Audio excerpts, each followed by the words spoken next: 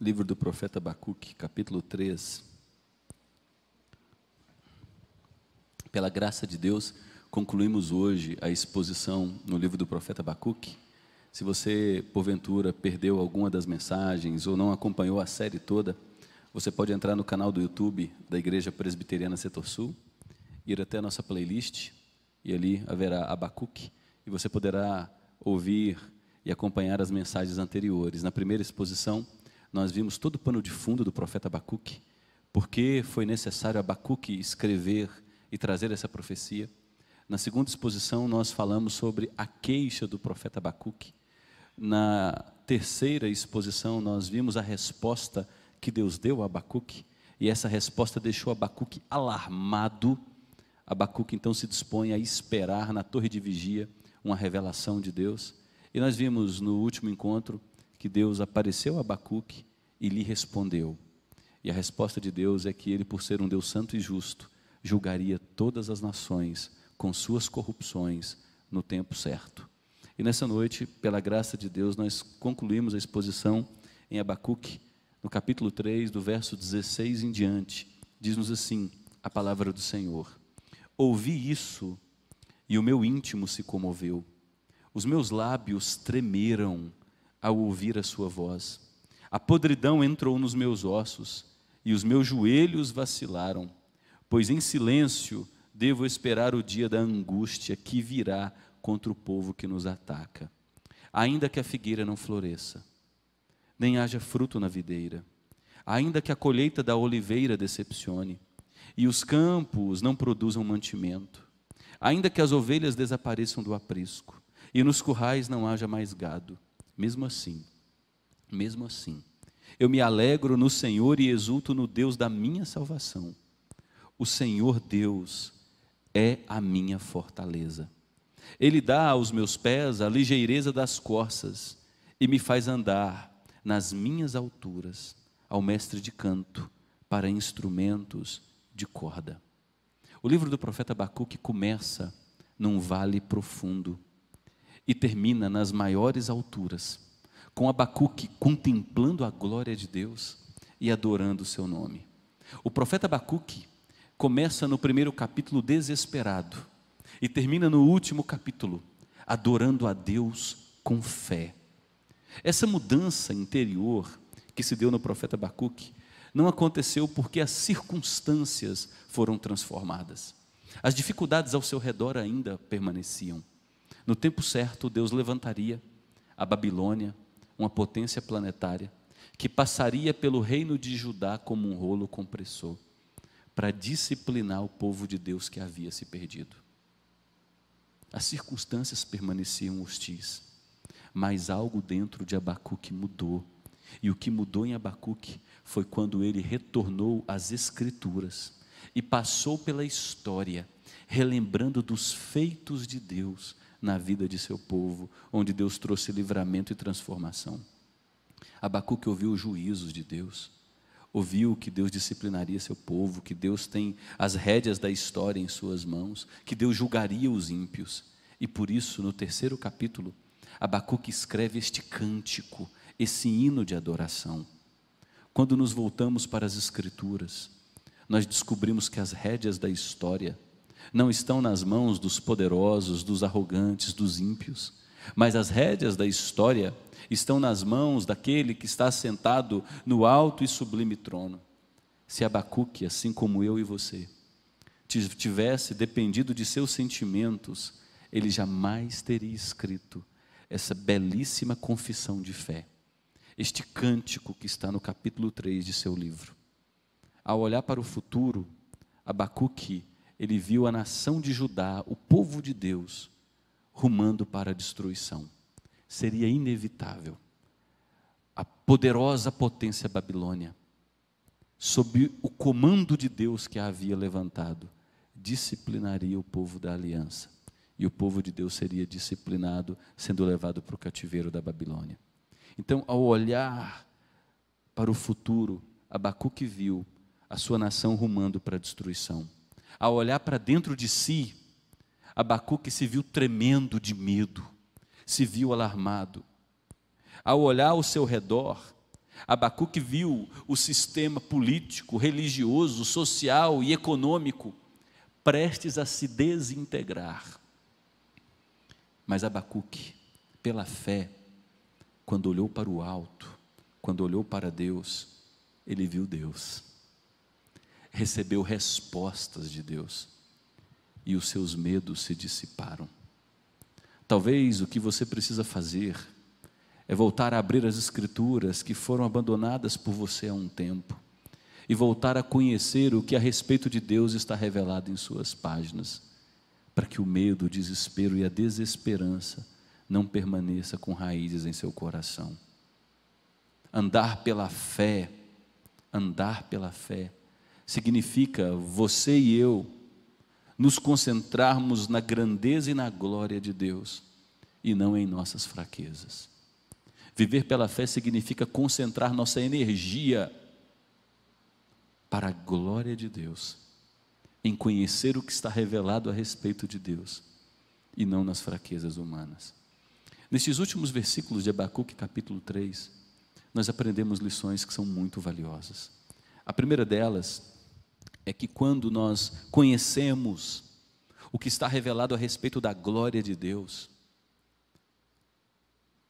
há um grande impacto em nossas vidas. A glória de Deus impacta as nossas vidas. Se você fechou Abacuque, abra novamente e mantenha aberto no capítulo 3 e veja o versículo 16. Abacuque nos diz: ouvi isso, e o meu íntimo se comoveu, os meus lábios tremeram ao ouvir a sua voz, a podridão entrou nos meus ossos, e os meus joelhos vacilaram. Quando Abacuque recebeu a revelação de Deus, toda a sua estrutura física, sua estrutura emocional foi abalada. No capítulo 1, no verso 1 ao verso 4, Abacuque se dirige diante de Deus pessimista, e diz: Deus, veja o teu povo se afastou de ti, o seu povo te cultua com lábios, mas o coração é duro. Poucos ricos oprimem a maioria dos pobres, o poder judiciário foi corrompido, o poder político está apodrecido, a religião não te representa mais, Deus, há violência por todos os lados, e o Senhor está em silêncio. Do verso 5 até o verso 12 do capítulo 1, Deus interrompe seu silêncio e diz a Abacuque: calma, eu vou realizar juízo, tarda, mas não falha. Eu levantarei os caldeus, a Babilônia, que é um povo cruel, sanguinário, sem compaixão, e esse povo vai disciplinar Judá, o meu povo. Quando Abacuque ouve de Deus os seus planos, ele fica em crise, uma crise maior que ao ver a violência praticada pelo seu povo, o povo da aliança. Aí Abacuque vai até Deus e diz no capítulo 2, Deus, como é possível? O Senhor, um Deus puro, que não tenta ninguém, que não é tentado pelo mal, um Deus santo, como que o Senhor pode usar um povo mais ímpio que o seu povo para julgar o seu povo? A crise de Abacuque foi a seguinte: Deus, eu não consigo harmonizar o seu ser que é perfeito com as tuas obras na história. Deus, por que os justos sofrem? Por que aqueles que procuram te amar são oprimidos por homens maus?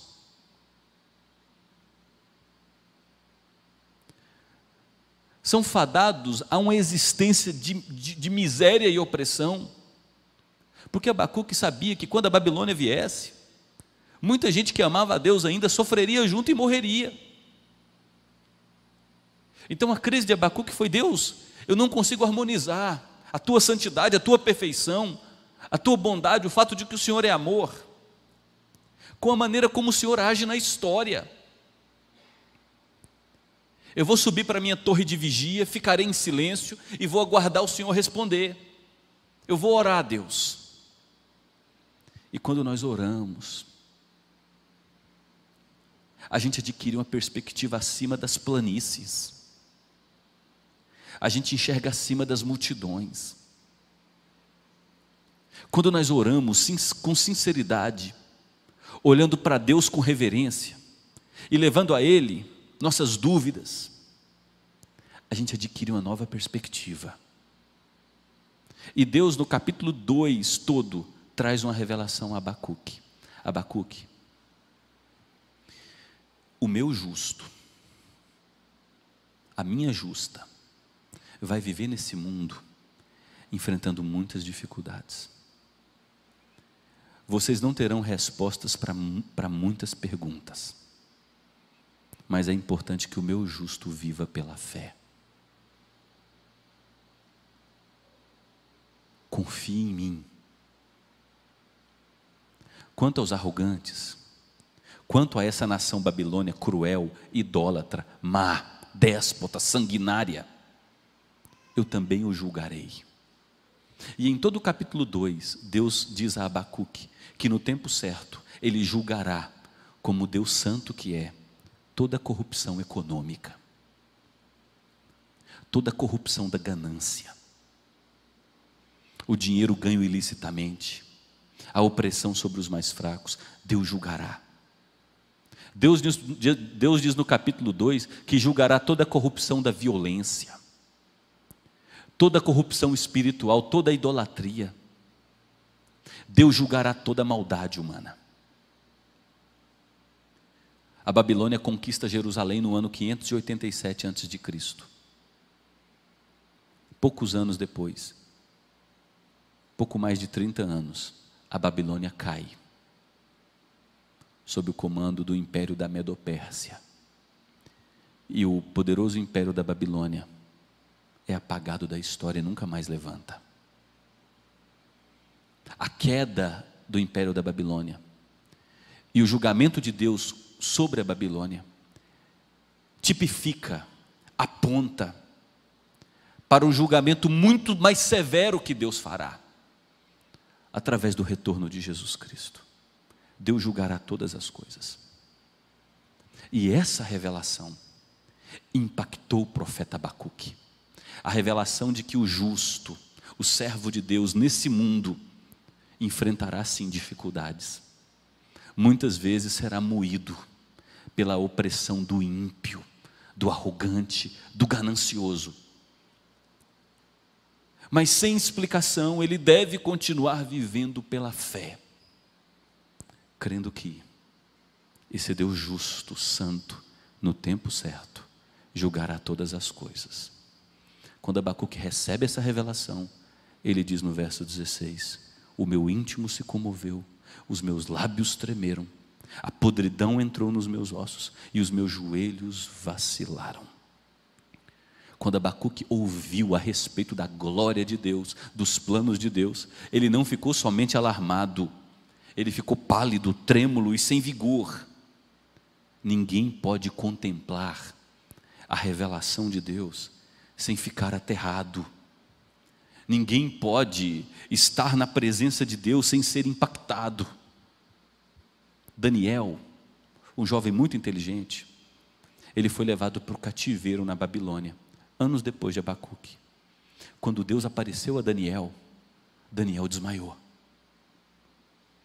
Em Êxodo capítulo 3, quando Moisés estava no deserto, e aconteceu aquele episódio que, se não todos, mas a maioria conhece, uma planta que pegava fogo, mas o fogo não consumia ela. Moisés se encheu de terror.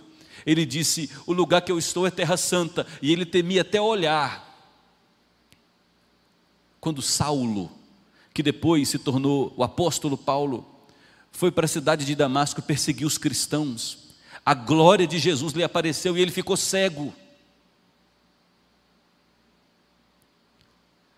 Quando nós temos contato com a revelação da glória de Deus e de quem Deus é,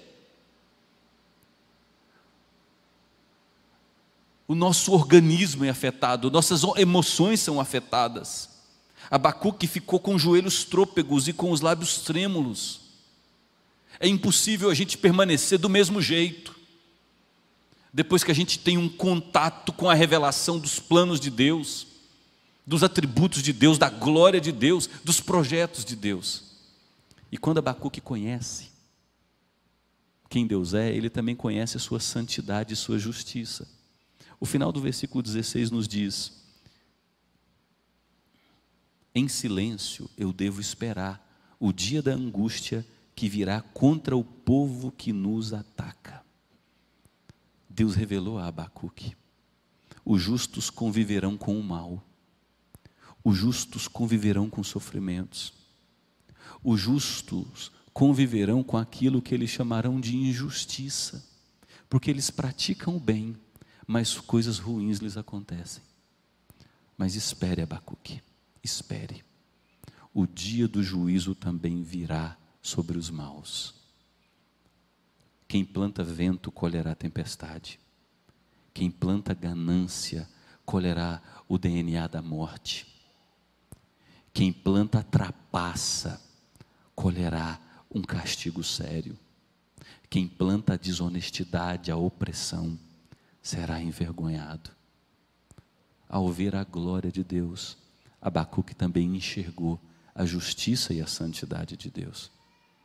Ele ficou impactado pela revelação de Deus. Uma outra lição que os últimos versos de Abacuque nos revelam é que a confiança nos propósitos de Deus, a confiança nos propósitos de Deus, nos leva a enfrentar as dificuldades sem cair no desespero.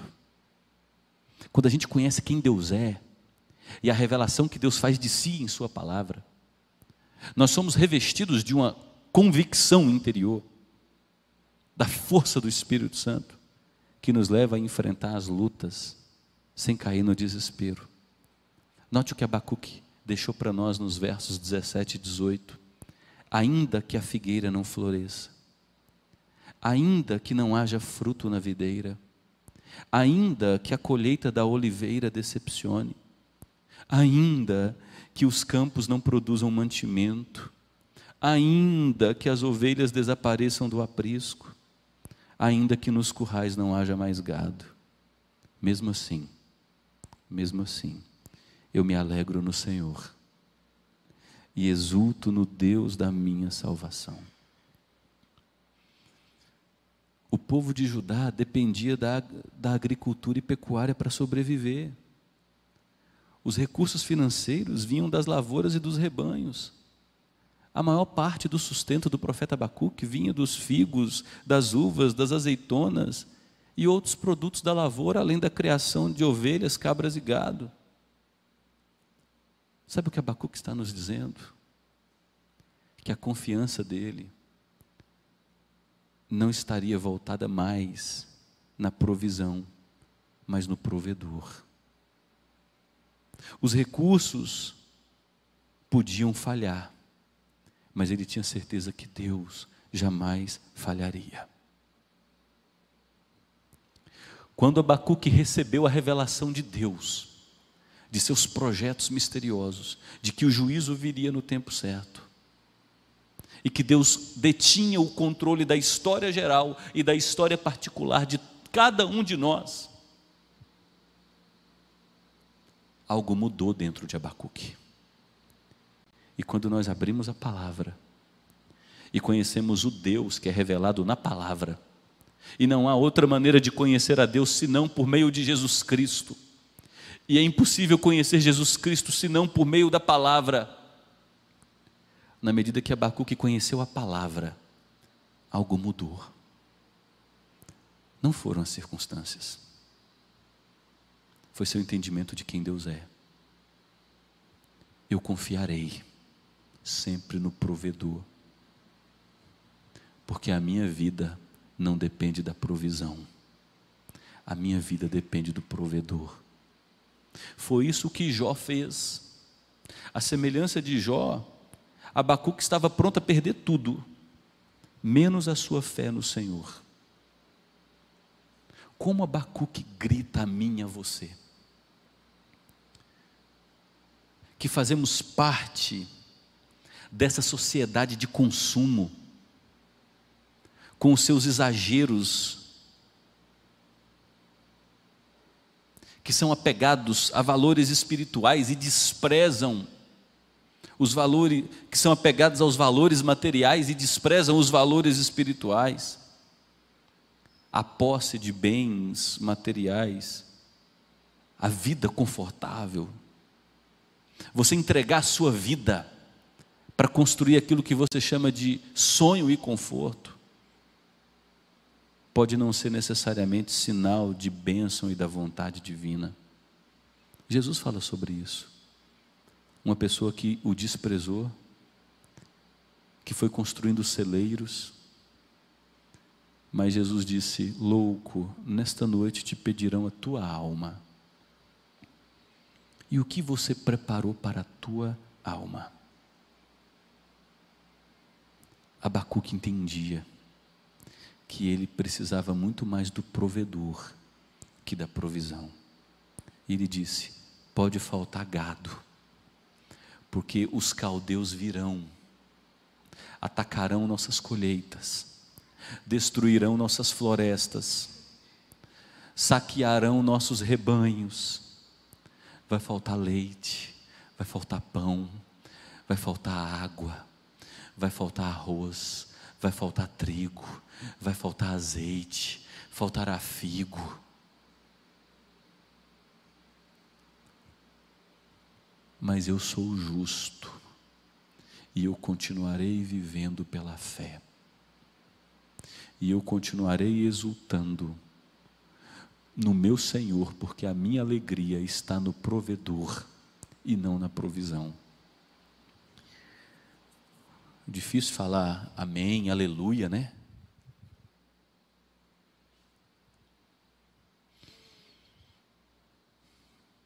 Como exultar a Deus na ausência da provisão? Como se alegrar no Senhor quando a colheita mente? A gente encontra a resposta na carta aos Filipenses. O apóstolo Paulo estava preso numa cela fétida, úmida, imunda, com limitação de alimentação, abandonado por maior parte dos amigos e das igrejas que ele havia plantado. Todas as circunstâncias eram desfavoráveis. E numa carta de 4 capítulos, por 16 vezes, Paulo usa a palavra alegria e suas variantes. Alegrai-vos no Senhor, alegrai-vos no Senhor, alegrai-vos no Senhor, alegrai-vos no Senhor, alegrai-vos no Senhor, alegrai-vos no Senhor. Como Paulo? E ele diz: eu aprendi a viver contente. Eu aprendi. Como?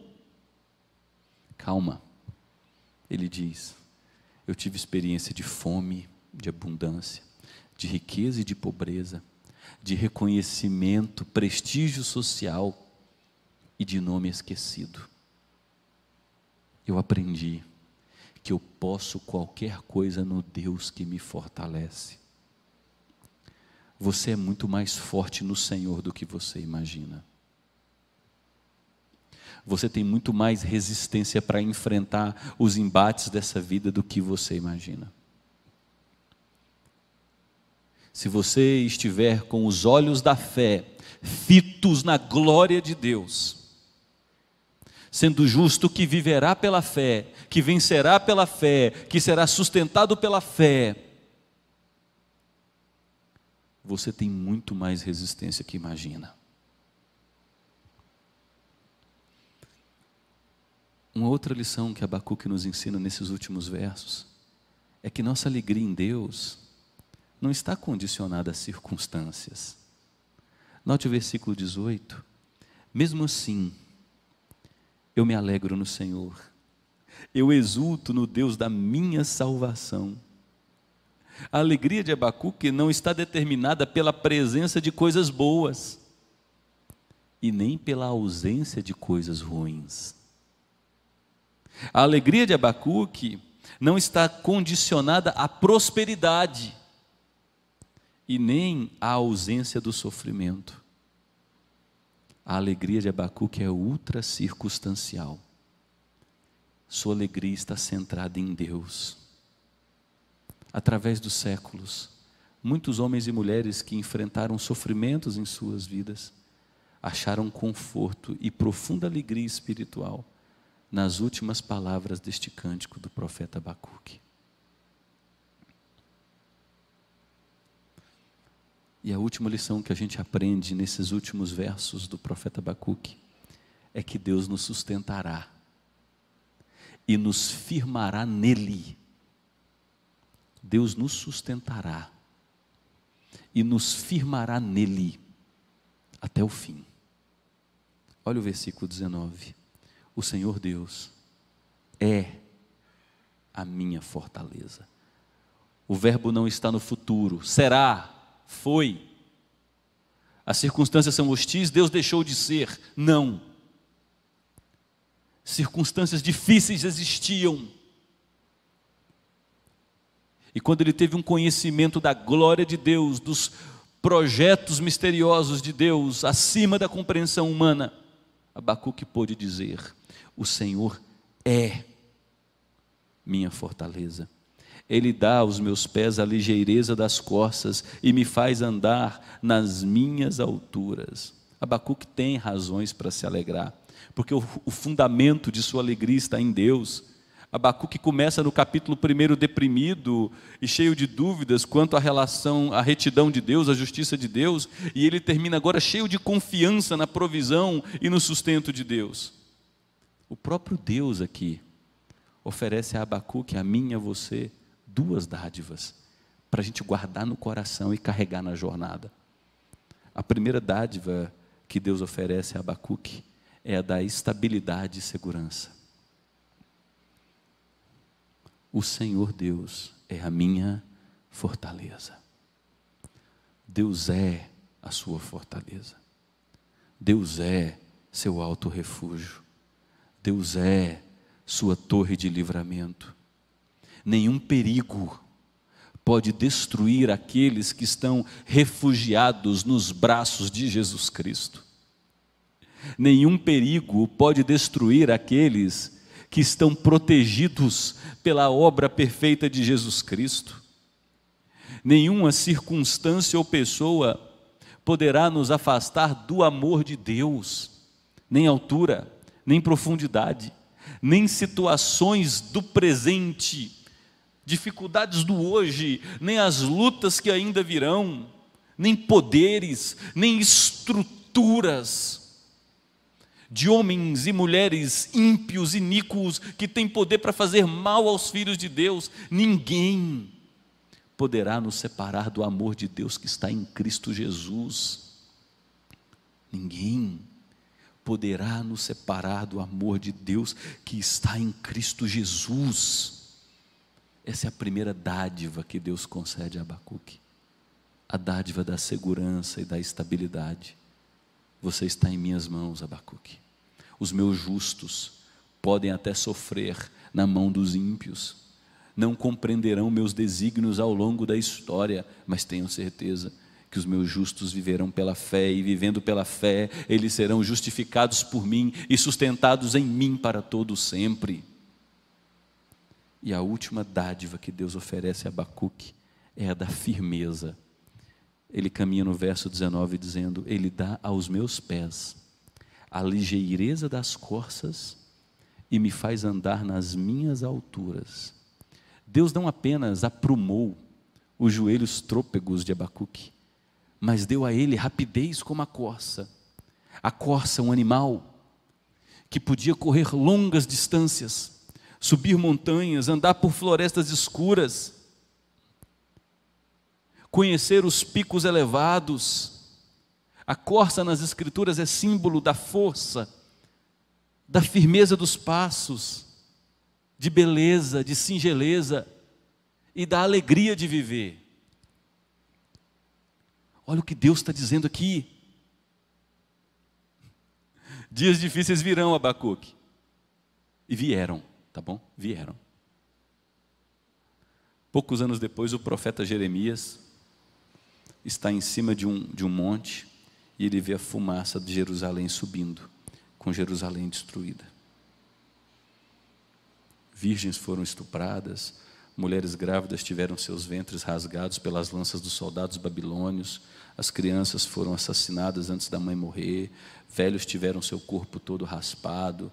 Jovens príncipes foram humilhados, muito assassinato. O templo construído por Salomão foi destruído, pegou fogo, levaram todo o ouro do templo, todas as peças de valor. Tudo isso veio.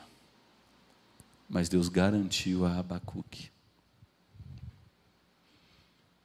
você ainda continuará com alegria, porque você tem a certeza de que a minha fidelidade não se apartará de você. Jerusalém foi disciplinada no ano 587 antes de Cristo. 70 anos depois, um grupo pôde voltar para iniciar a reconstrução do templo, a reconstrução dos muros. E 4 séculos depois, nasce na pequena cidade de Belém, vindo da tribo de Judá, Jesus de Nazaré. Eles passaram por situações difíceis, mas Deus manteve sua promessa de salvar esse povo, de salvar os justos que vivem pela fé. Abacuque fez uma viagem do temor à fé, da preocupação ao cântico de louvor, do questionamento à adoração, porque ele conheceu quem Deus é, ele conheceu a glória de Deus, ele conheceu a santidade de Deus, ele conheceu que os pecados não ficarão impunes, que toda corrupção será julgada pelo Deus que é santo. E eu concluo a reflexão no livro do profeta Abacuque, trazendo algumas ponderações a você. A primeira delas é que Deus é santo. Meu querido irmão, minha querida irmã, meu querido amigo e amiga que é nosso convidado nessa noite. Deus é santo e não faz vista grossa aos pecados de seu próprio povo. A Bíblia diz que o juízo começa pelo povo de Deus. 1 de Pedro, capítulo 4, versículos 17, nos diz que o juízo começa na casa de Deus. E se é com dificuldade que o justo é salvo, se é com dificuldade que o justo é salvo, imagine o que acontecerá com o ímpio. Portanto, se você tem vivido na prática do pecado, se você tem acariciado, adornado, domesticado, adestrado pecadinhos ocultos, se você flerta com a corrupção, com a imoralidade, com a ganância, com a cobiça, se você perdeu a intimidade com a palavra de Deus e está mais focado na provisão que no provedor, arrependa-se enquanto é tempo, porque Deus é santo, Deus é justo, Ele não pode ver o mal, e no tempo certo Ele realizará a justiça. O juízo começa pelo povo de Deus. Deus não faz vista grossa aos pecados de seu povo. E são os nossos pecados que nos separam de Deus. Em segundo lugar, a gente aprende também com o livro de Abacuque que os ímpios serão punidos. Deus olhou para a Babilônia e disse: eu sei que ela é idólatra, que ela é violenta, que ela é corrupta, que o sistema político dela é ímpio. Eu julgarei. Quem planta violência e rebeldia colherá o justo juízo de Deus. No capítulo 2, Deus diz a Abacuque: eu julgarei a corrupção econômica, a corrupção da ganância, a corrupção política, a corrupção da violência, a corrupção da idolatria. Eu julgarei. Deus vê todo o mal que é praticado por poucas pessoas que planejam nos bastidores a maldade contra milhares e milhões de pessoas. Deus conhece os projetos sórdidos, os esquemas de poder, as conspirações planetárias. Deus sabe, Deus vê. Deus sabe o que acontece em nossa intimidade, nossa falta de amor, de apatia, de empatia por Ele, nossa falta de disciplina, nossa falta de arrependimento. Deus vê. E Ele estabeleceu o dia certo do juízo. Cuidado com o que você tem plantado. Porque uma frase sábia, proferida por minha avó, já dizia que quem planta vento colhe tempestade. Cuidado com o que você tem plantado. Cuidado para onde você tem direcionado suas energias, suas prioridades. Em terceiro lugar, o enriquecimento ilícito. O enriquecimento ilícito é uma maldição.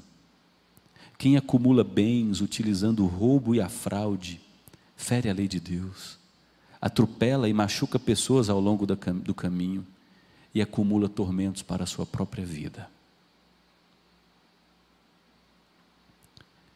Deus anunciou que a maldita Babilônia, cujo luxo e conforto foi construído sobre a opressão e miséria de tantas pessoas inocentes, seria punida. A Babilônia tinha os jardins suspensos, uma das 7 maravilhas do mundo, palácios com obras magníficas, muito ouro, roubado de nações menores que foram subjugadas com violência. O enriquecimento ilícito é uma maldição. Quem acumula bens utilizando a fraude, fere a lei de Deus, a dignidade do outro, e acumula para si tormento e vergonha. Em quarto lugar, e que notícia boa, meu querido irmão, minha querida irmã, o conhecimento de Deus. O conhecimento de Deus é o maior e melhor antídoto contra o desespero. Nós encontramos consolo quando refletimos na providência de Deus e nos caminhos de Deus ao longo da história da salvação, conforme revelados na Bíblia Sagrada. Abacuque tinha plena convicção de que Deus não destruiria Judá, de que Deus não destruiria seu povo. Antes, Deus o disciplinaria para o bem. Deus estaria moldando o seu povo, corrigindo o seu povo. O fim do povo de Deus é a salvação e não a destruição. Portanto, se a mão disciplinadora de Deus alcançou a sua vida, não se assuste, porque um pai que ama o filho o disciplina. Deus disciplina seu povo para que seu povo pare de andar desgarrado como ovelha. Deus disciplina seu povo para que seu povo pare de dividir o amor a Deus com outros amores. Deus disciplina seu povo para ensinar seu povo de que não há fonte de alegria a não ser na presença do próprio Deus. O conhecimento de quem Deus é o maior antídoto contra o desespero. Talvez o que esteja faltando à sua vida, para que você não continue entregue ao desânimo, ao pessimismo, é abrir a palavra de Deus e conhecer o que a respeito de Deus está revelado nesta palavra bendita, santa, pura, que ilumina, que dá direcionamento, que restaura, que vivifica, que afasta nossos pés dos tropeços, que enche nossa alma com paz, com alívio. O Salmo 119 nos diz: se não fosse a tua palavra, há muito eu teria morrido. Ela livrou a minha alma da angústia e os meus pés da morte. E pode ter certeza que o que falta para você conhecer a Deus através da palavra não é tempo. O que falta é arrependimento. Porque um povo em pecado e rebelde contra seu Senhor e Criador é que se afasta da comunhão com a palavra que revela a glória desse Deus. Não falta tempo, falta arrependimento. E se hoje você ouvir a voz do Senhor, não endureça o seu coração, como aconteceu com os nossos pais no deserto. Em quinto lugar, Abacuque nos revela que o justo viverá pela fé. A mulher justa viverá pela fé.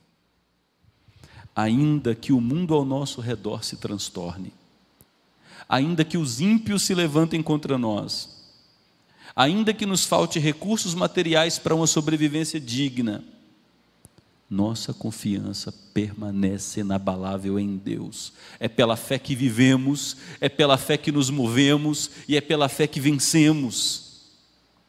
A fé nos toma pela mão e nos carrega pelos corredores da dúvida e da angústia e nos leva até a sala do trono, onde Jesus está sentado intercedendo por nós e nos mostra que o soberano Deus governa sobre todos os detalhes da história e que nem uma folha cai sem seu consentimento.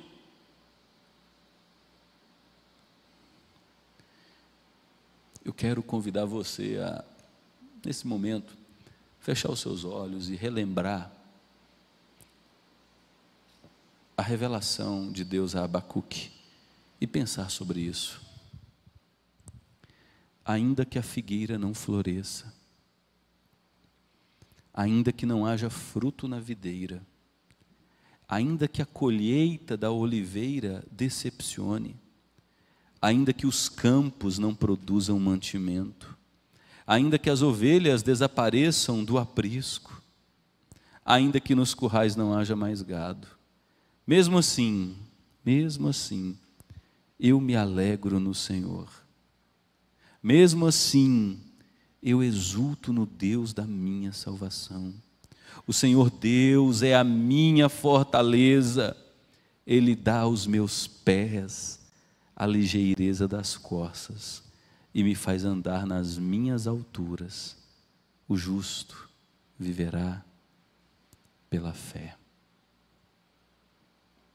O justo e a justa viverão pela fé. É a fé que não compreende muitas coisas.